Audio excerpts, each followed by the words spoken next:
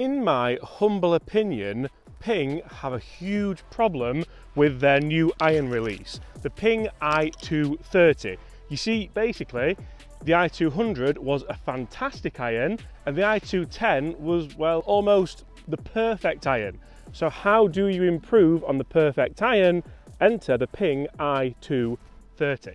Guys, don't go anywhere. Today we're going to test these irons out here at Woolley Park Golf Club. We're going to test them for numbers in the simulator room. And we're going to answer the question, how do you improve on a perfect golf club?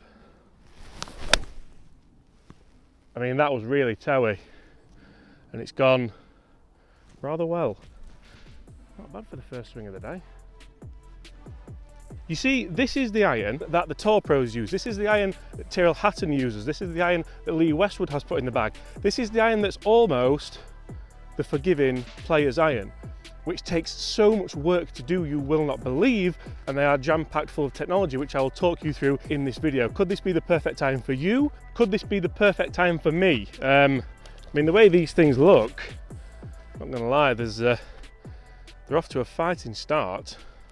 You see, the new Ping i230 does feature a multi-material 5-piece construction, which is designed to give you consistent distance, more feedback, and what Ping describe as an advanced striking experience.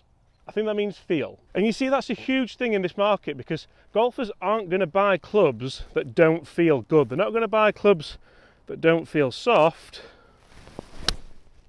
And that felt really good and really soft and is all over the flag. Go in. Oh my God, I can't believe where that's finished. Guys, can you tell what I've done here? Yeah, that wasn't a Ping i230, that was my Mizuno Pro 223 iron, because for me, these feel really good and really soft. So how do the Ping i230s compare to what is potentially the best feeling iron that you can buy? That's also something we're going to discuss in this video.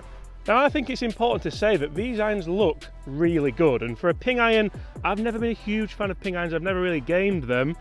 They look really good, they look really sharp, they look really clean. Leading edge isn't too thick, there isn't really too much offset, and to be honest, the blade length is simply gorgeous. I absolutely love that bottom groove in white as well. That's actually to help Ping with the lie angle adjustments, but it just helps you square that face up a bit more. Can we get anywhere near that Mizuno? Because that's inches from falling in the cup. Oh, you know what? You know, some days it's just your day. Get close. Get close. Tiny bit. Wow, that has spun so far back. And I'm going to talk to you about the grooves in these clubs in just a moment. That felt almost as good. I'm not going to say it felt just as good, but it was almost there. And for bag appeal, that just looks like a club that anyone could have in the bag, and anyone probably could have them in the bag. So the tech talk on these clubs continues. The Ping i230 iron does feature a 21 gram elastomer insert that is designed to reduce CG and to enhance distance and, you guessed it, forgiveness. Like, Ping are saying all the right things here, aren't they? Who doesn't want more distance? Who doesn't want more forgiveness? Even if on the first shot you can't quite get as close as the Mizuno. I mean, they've pitched fairly close, haven't they? Look at them! Oh! Fair to say the control element is there though. I mean, that is plenty of stoppage with an 8-iron, isn't it? You haven't come here to see me miss birdie putts, so let's get on with the review of this Ping i230. Go! Oh, nearly.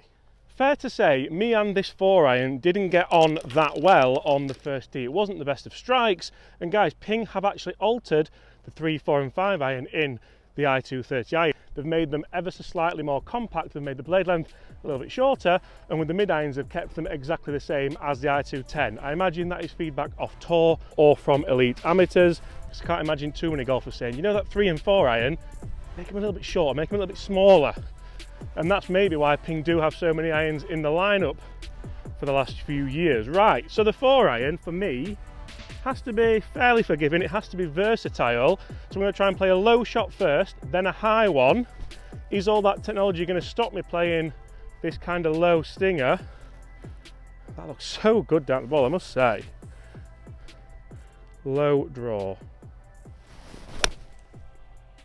Not really that low, if I'm being brutal. It's a good strike, but not low at all. Right, what about, this should be fairly simple.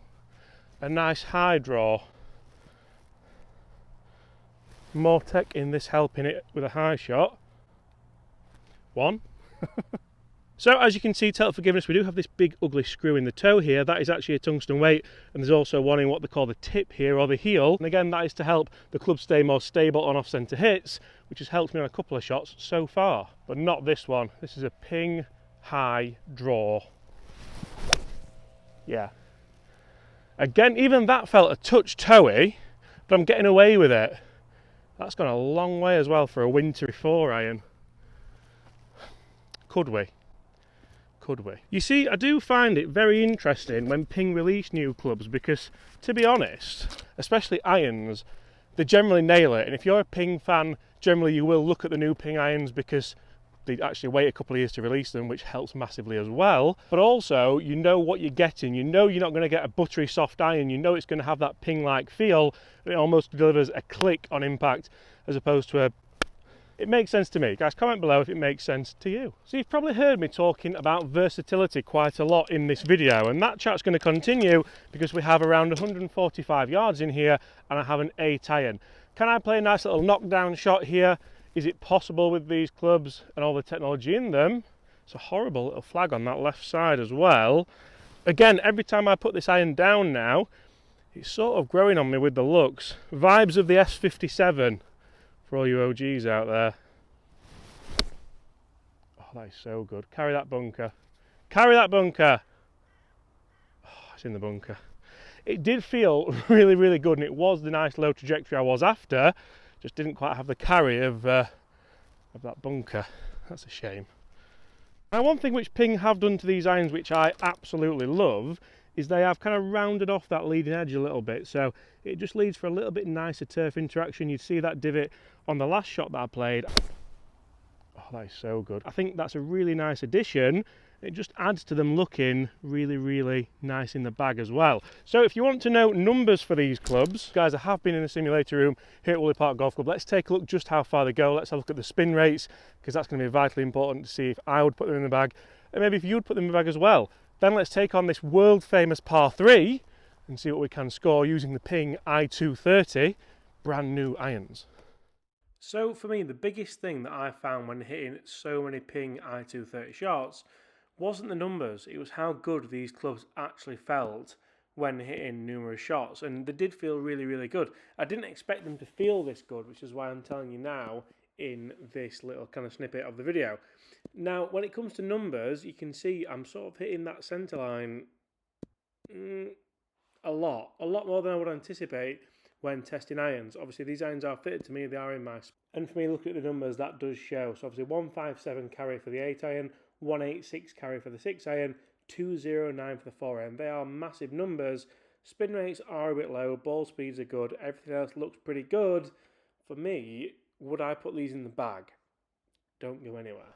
So, just how good are those numbers? Are they good enough for me to put these irons in the bag? Are they good enough for you to put these irons in the bag? You see, yeah, I mean, for me, these were always going to be good performing irons. Ping are never going to release an iron that isn't as good as a competitor's iron. The big thing is, does it feel good enough? Does it sound good enough? And does it look good enough? I think 2 out of the 3 things there is a tick in the box for me. I'm going to let you decide which one maybe isn't. Guys, we have 3 goes at this par 3. Let's see how close we can get with these Ping i230 irons. Can we replay the hole out from the Cobra irons?